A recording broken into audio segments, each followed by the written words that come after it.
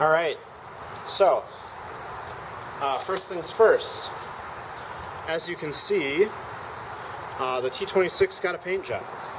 When I took it apart and did the clutch, I had the back wheels off, and I thought, gee, it would be neat if those hubs were painted. And since I was already painting the hubs, I decided to do the fenders as well, because these back fenders are only held on by three bolts. And then I did the drawbar and the seat here in red to match the wheels, and yellow for the fenders because red and yellow are Minneapolis Moline colors, and it's not official prairie gold and red, but I think it looks pretty good. And I need to double check that I have this clutch released. Okay.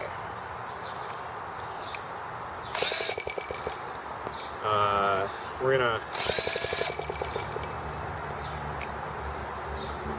I do have this ignition on, okay.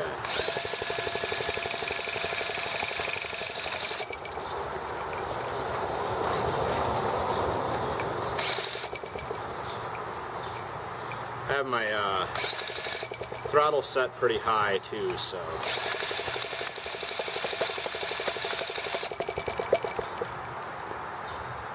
Okay.